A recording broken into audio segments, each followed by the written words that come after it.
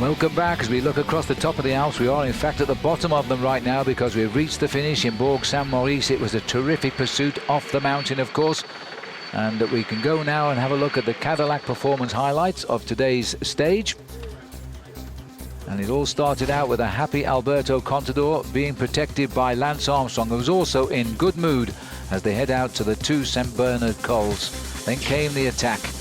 It was first by Pelazzotti, who was already in a small group. He felt the others were going too slow on the Grand St Bernard, so he decided to go it alone.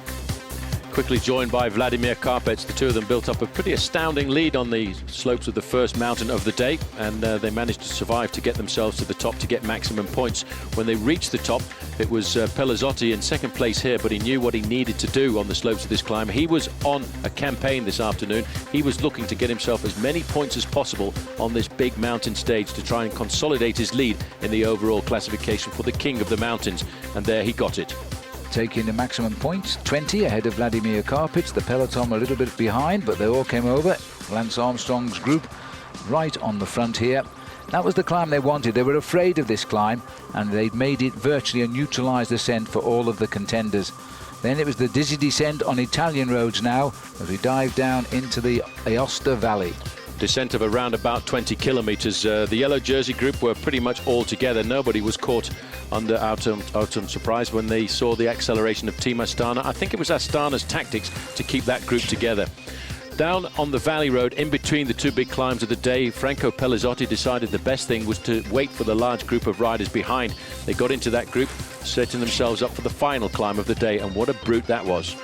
The Col du Petit Saint Bernard came at 128 kilometers, or a little bit more than that. As they started the climb, there was again an attack. Verdugo having a little dig here. Jurgen van den Broek appearing extremely strong, and in fact is now riding better than his team leader, Cadel Evans. Once we got to the steep part of the climb, all of a sudden there was a different change of jersey at the front of the pack. It was the white jerseys of Team Saxo Bank. First Nicky Sorensen, then Chris Anker Sorensen, trying to toughen up the pace to set something up for their men, the Schleck brothers, to attack. Meanwhile, further up the road, again another group of riders starting to go off the front, and always Pelazzotti was in attendance. The peloton never got on to terms with the leading breakaway all day, and Pelazzotti was already having another dig, being joined there by Jurgen van den Broek. But this was the key move.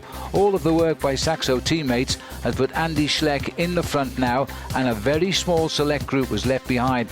They split off even Lance Armstrong with their acceleration, but they didn't know that this man had a second breath, and it was about to happen. Joining up front was Mikel Astalosa. He joined the two leaders on his own to make a three-man leading group. But what was remarkable about Armstrong was once he'd seen the formation of that group with his teammate Alberto Contador and Andreas Kloden, and he could see that Cadel Evans and everybody else in that group was weakening, he jumped out of that pack and rode across a 20 to 30 second gap. This man might have been down a little bit on Verbier, but he is certainly not out. He even passed Frank Schleck, who was going the opposite direction from the lead group to the chase group. And just like the old days, Armstrong bridging the gap, although he never really bridged any gaps in the old days. He opened them all up as he nipped round the Park Rabobank car to the American flag flying, and he was soon to be up front with all of the leaders of the main contenders of the Tour.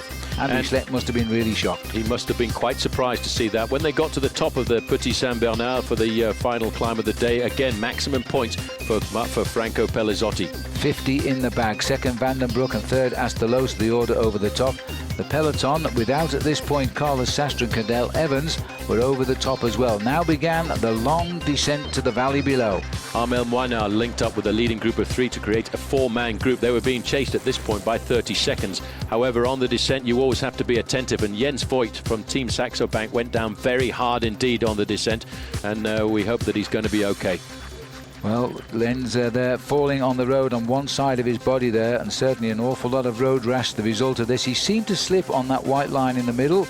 I didn't see a hole on the road, but down he went. A very ugly crash indeed, and we will find out more about that when the doctors come into the finishing line. But on the descent, once the gaps had started to fall and riders like Cadel Evans had missed out on the gap, Dave Zabriskie of Garmin Slipstream came to the front and was hammering down, but he never did quite enough to pull back the leading group of four, which linked up just before the finish.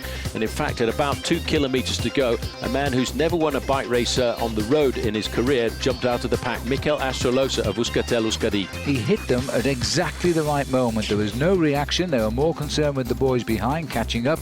He was free to fly into Bourg Saint-Maurice to a huge crowd here. through a Chickisha crane and then into the finishing straight. It was time for great celebrations.